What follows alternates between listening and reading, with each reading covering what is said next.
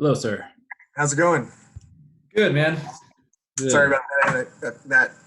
Mark called right as I was getting ready to send the invite. Good. Well, that's good. I guess. I mean, we could probably cut this out of the video, but what's going on with that? I think they're still going to decide about whether they want to. I mean, it sounds like it's not necessarily whether they're going to buy or not. It's when. So they can do that now or 12 months from now. He's going to have lunch with his wife and talk it through. But we had a good rapport, so um, Okay. so I think I don't know. I think yeah. Maybe that's a good question to start with is like, would you buy a house right now if you didn't have to? Like, not like, oh, I'm first time home buyer, I'm in a lease. It's okay, I'm thinking about buying a house. I could wait a year. I'm in a position to wait a year. Would you buy? Um, Truthfully, if I'm acting like I'm not a realtor, I would probably not buy a home right now. Hmm. That's based on a lot of different things. So, like first, the like things are changing every day. Um, I just saw it was a science, I can't remember, a scientific paper out of the UK that is basically guiding policy decisions right now in the UK, and is likely influencing stuff going on at a policy level here.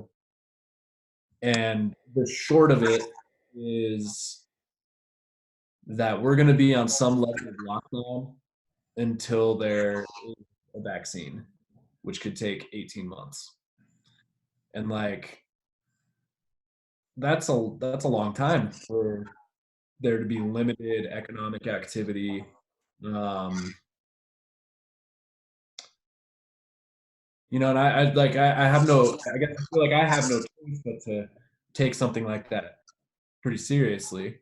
Um, and not be too wishful that, in 2 months, like we may start being back to normal. It looks like we're gonna hit our peak of infections in like May and June. So like that's 2 to 3 months from now that we're gonna be at the peak. So it's like these timelines, what we all have in our head, and it's probably gonna be a bit longer that we're just gonna be, people aren't gonna be able to work, and we're gonna have to stay in our homes for a while, not gather, go to church, go to gyms, not, you know, and I can't. That's not going to have a drastic impact on activity across the board. Um, when that's going to start impacting our market is hard to say. Um, I would say if you live in San Francisco right now, like probably not buying any. My cousin lives in Oakland.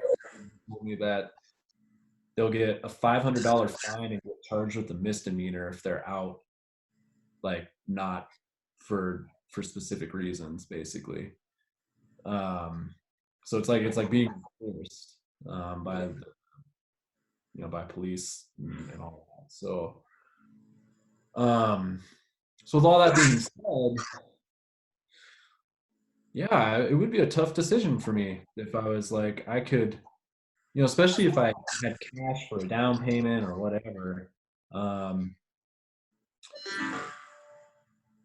the flip side of that is that I was listening to a couple of real estate agents that they run a pretty big team nationwide. They're with EXP. They were the founders of the group 4610 that I was a part of. So that they have groups of agents all over the country.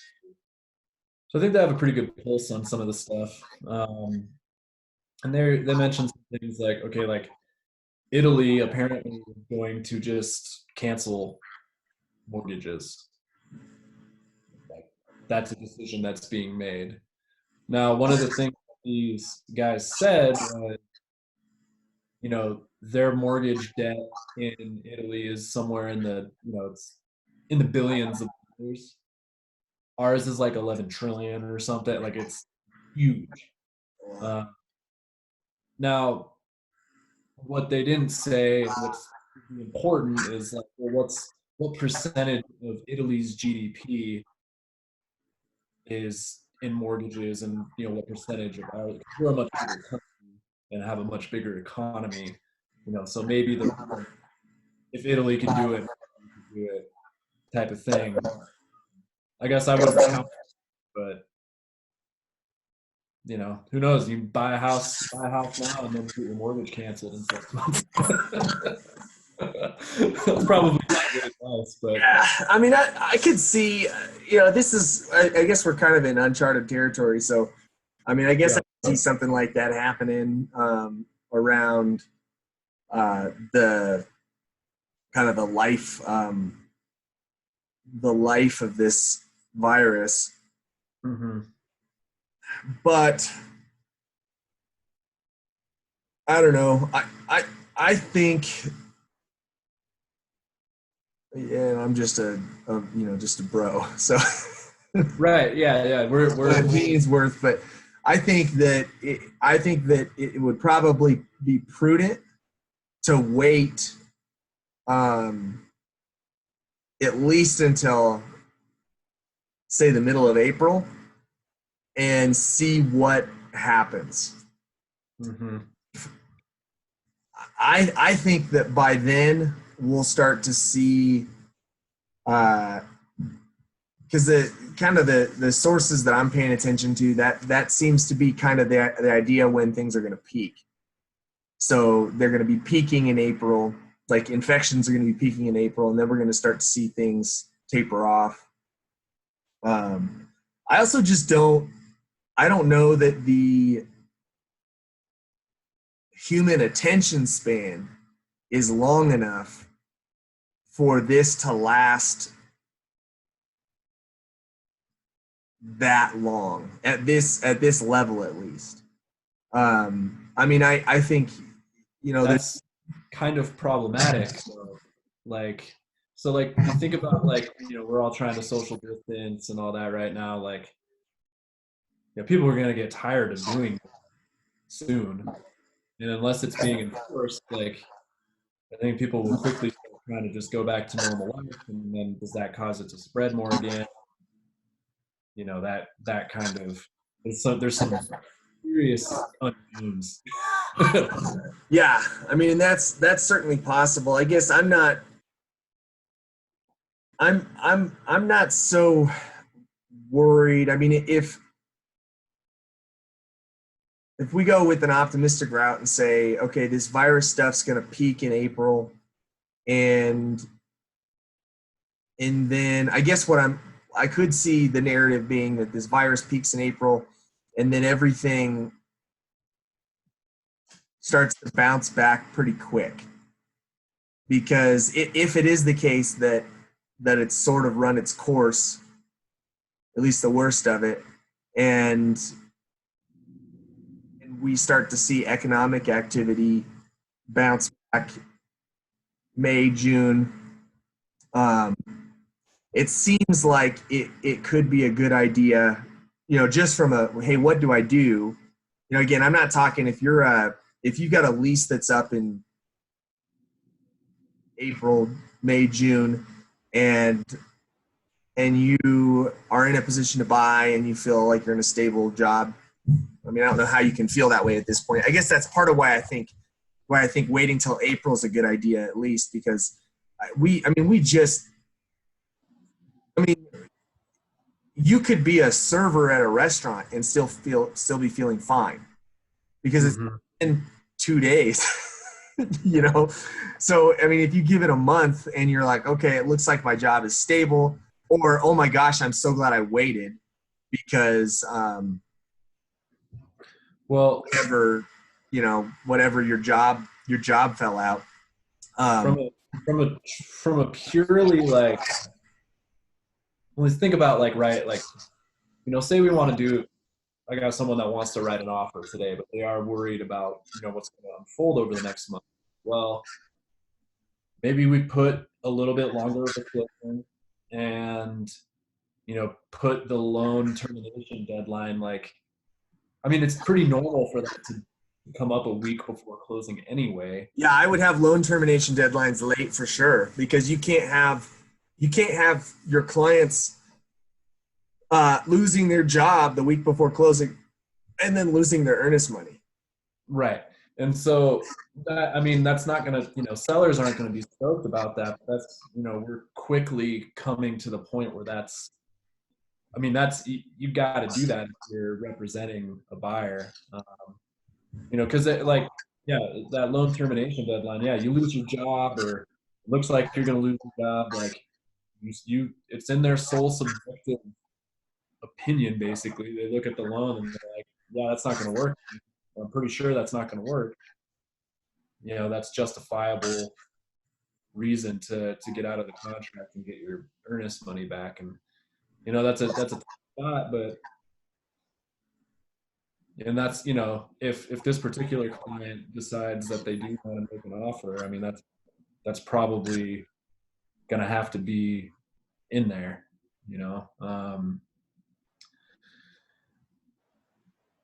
That's probably, I guess that's probably what I would do. Now that I'm thinking about it, you asked me and I kind of gave a little bit of a need, like, yeah, probably not. But there's ways to get into the market and make offers and stuff where you're still protecting yourself in case something in case this continues to unfold over the next month. And then you're like, well, I don't have a job, but you're not going to just lose your $4,000, because if you're going to lose your job, that $4,000 is going to be pretty important for you. So yeah, it's just I mean, I guess on the other hand, from a different perspective, and this is something that you can relate to, and probably some other people, who are listening. I have a rental property or like an investment property that I own, and you know, I'm going to talk with my tenants today and just kind of let them know the reality of this from my side. It's like, okay, I don't want to put them in a bad place, and um, just be like, yep, sorry, I'm selling. Good luck. I don't, I'm not in the, I think more than often than not, we need to be thinking about how we can help each other and not just getting our own. That being said, if they both lose their jobs, then another, $1,300 in mortgage debt that I'm going to look for, and I may not be, at that same time. And in all honesty, we talked about this yesterday, the liquidity thing is important. And I would much rather have my equity on hand than, be having to, use my HELOC or whatever to pay the mortgage on that thing for however long, until I max it out, and then I'm just saddled with more debt. Um, it's just a real thing that I have to think through. And I think a lot of people are thinking through that. I know other people who are thinking about unloading their investment properties right now, and are thinking like, yeah, we should probably do it now when there's still activity, because there might not be next week. Man, if there is, it's man, if there was a buying window in northern Colorado and you could take advantage of it though. Because I mean, I don't see why a fundamental change in the economy in Colorado happening when this goes away. eventually we're going to return to business as usual. And if,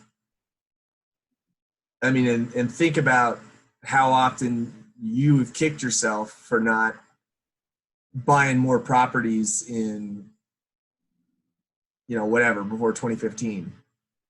Right. Uh, But that was,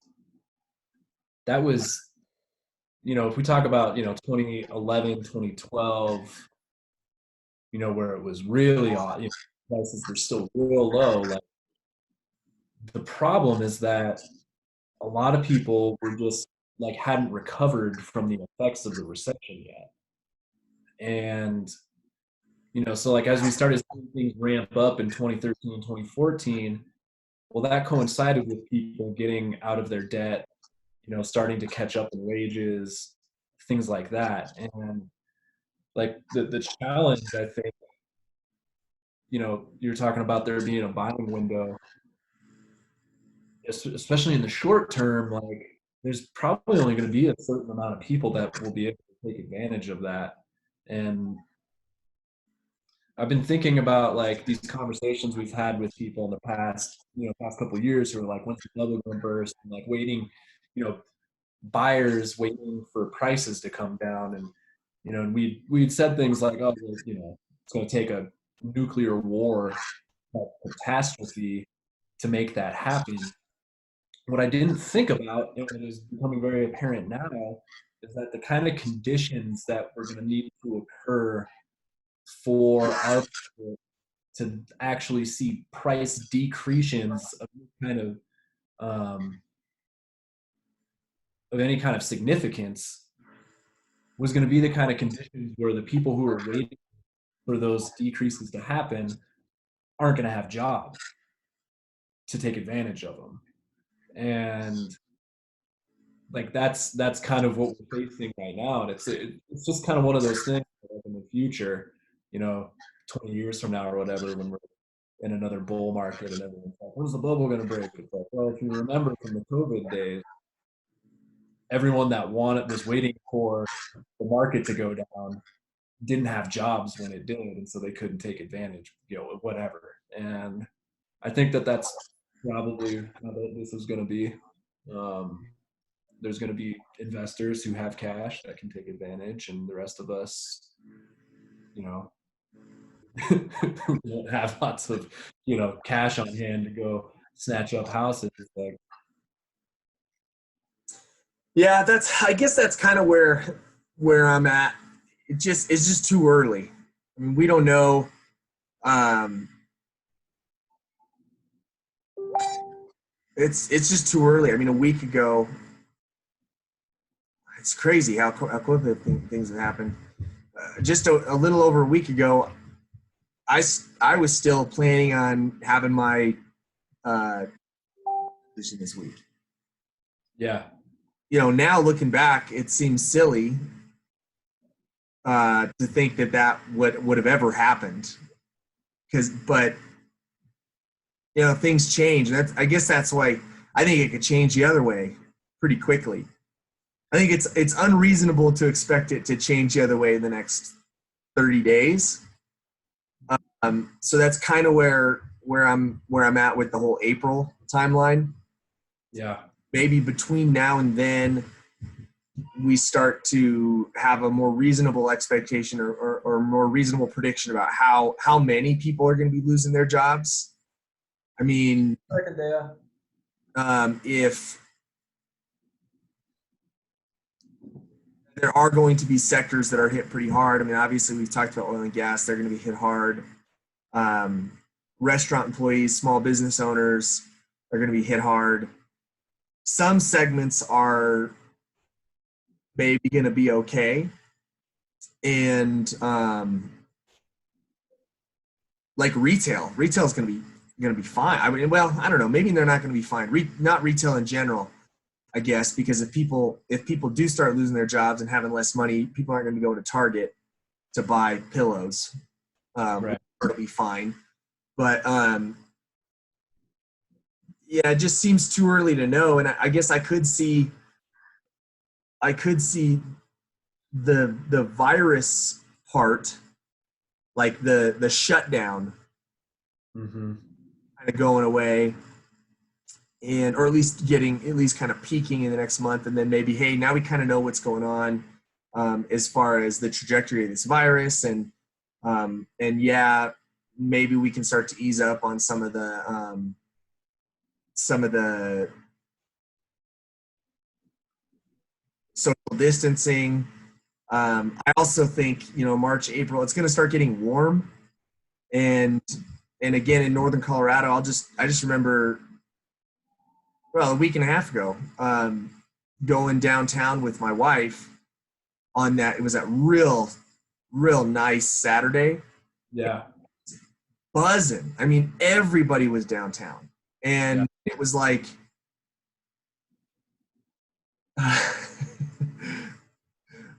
It was like I don't know. I guess I could see something like that happening. The weather getting nicer, some of the fears and anxieties and social distancing going away. Now there's still going to be an economic impact from. I mean, I was just thinking about going to. I went to Genoa on well yesterday, and I was shocked. I walked in there and all the chairs were up, and I was like, "What? Like, what's going on? Like, why wasn't the door locked if you guys are closed?" And then I slowly put it together because I hadn't heard about Polis and that announcement at that time. So then I was able to buy some coffee, but there's nobody there. And any other Tuesday afternoon, if you go in there, there's 30 people.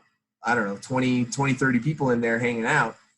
And so, that's a small business owner who is going to be barely hanging on, I'm sure. And Well, I did hear,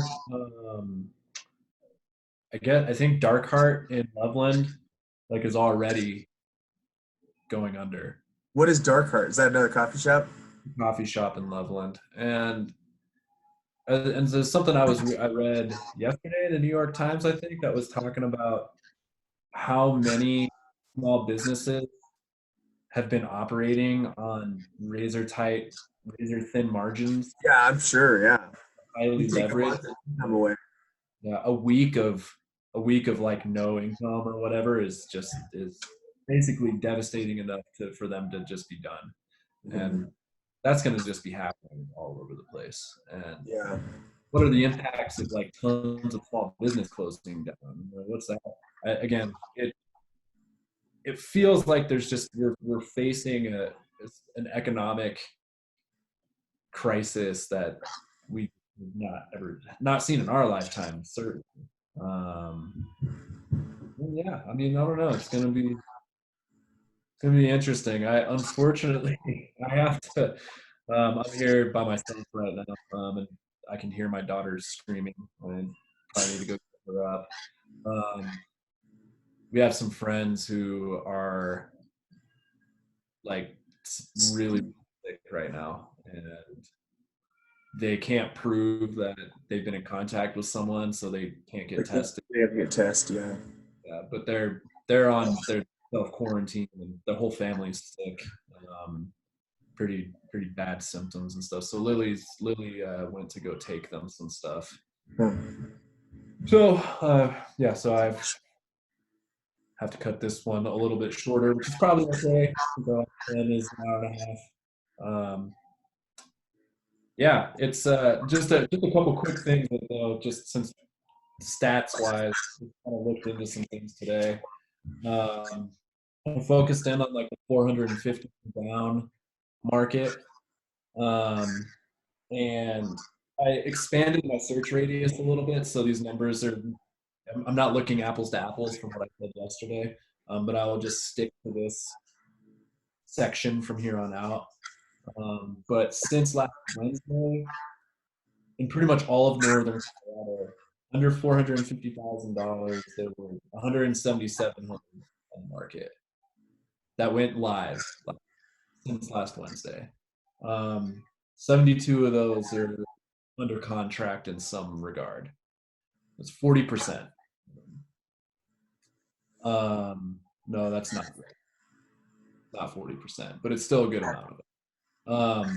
And then since Sunday, just because things have changed a lot since the weekend, um, We have 57 total new that came on the market since Sunday. 8 of them are under contract, so it's a little bit small. Again, it's hard to say. Right? Realtor is in my office, LC3. A lot of people are saying they're still really busy. Um, Pretty much everyone, especially the people who do like, you know, 40 plus deals a year, like they're all still Yeah, jamming I've away. seen. I mean, this goes back to what we were saying earlier. I've seen no difference in activity so far. If Yeah, if anything, it's picking up. yeah, I mean, it is picking. I don't know if that means it's picking up year over year, but definitely picking up from. I mean, but this is a time it always picks up. So, yeah. Well, well, anyway, I I've did got just this metro study thing. They're supposed to be talking about economic forecasts for Northern Colorado. I've got that a webinar later today, so maybe I'll get some more information as far as yeah that, how COVID's affecting things. Smarter mess. have some more to talk about tomorrow. I also wanted to, I don't know if you saw Ryan Sand just messaged us and said that he would like to jump in on one of our videos. He said it would Oh, be cool cool. growing out. So Nice. we'll have to maybe get him in. Yeah. Guys, it'd be good to talk to Ryan. Yeah, that'd be Uh, good. but yeah, I need to get going, man. Okay, Chat cool. later. All See right. ya. See ya.